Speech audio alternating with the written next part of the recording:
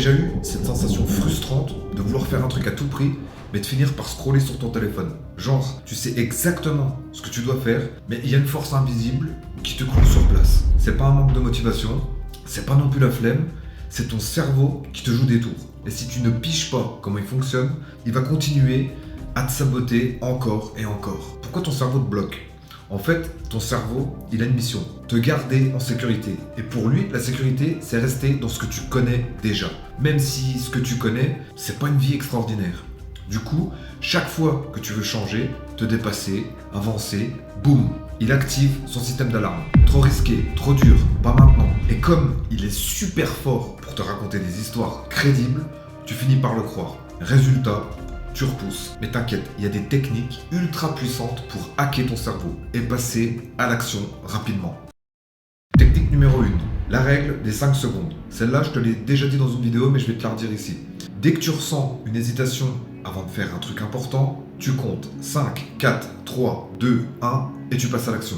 Pourquoi ça marche? Parce que tu as à peine le temps de te raconter des excuses. Tu coupes court au dialogue intérieur et tu bouges avant que ton cerveau bloque. Essaie dès demain matin, au lieu de rester dans le lit, compte à rebours, lève-toi direct et tu verras la différence. Technique numéro 2, un des plus gros pièges, c'est de vouloir tout faire d'un coup. Genre, je vais me mettre au sport et je vais faire 2 heures par jour. Résultat, c'est tellement intimidant que tu fais rien. La solution vise ridiculement petit. Juste mettre tes baskets, juste ouvrir ton ordi, juste écrire une phrase. Une fois lancé, naturellement tu vas voir que tu vas poursuivre ton action. Technique numéro 3, l'identité avant l'action.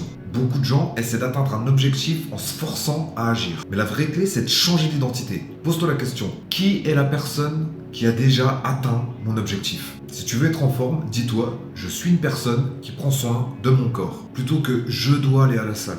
Ton cerveau adore être cohérent avec ce que tu crois être. Change ton identité et tes actions suivront naturellement. Et technique numéro 4, se créer un environnement qui pousse à l'action.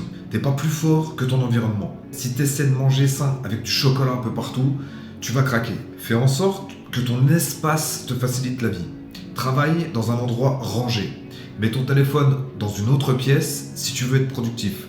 Entoure-toi de gens qui ont déjà les résultats que tu veux. Parce que ton cerveau, il capte tout et il s'adapte à ce qu'il voit autour de lui. Et pour conclure, si tu as du mal à passer à l'action, c'est pas parce que t'as pas de motivation, c'est juste ton cerveau qui fait son taf. Il fait son travail.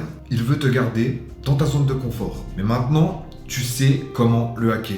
Première technique, règle des 5 secondes pour couper court aux excuses. Technique numéro 2, micro-action pour éviter le blocage. Technique numéro 3, changer d'identité pour aligner tes actions naturellement. Et technique numéro 4, modifier ton environnement pour que l'action devienne évidente. Applique une seule de ces techniques et tu verras du résultat. Et surtout, n'écoute pas juste la vidéo, passe à l'attaque. Ciao!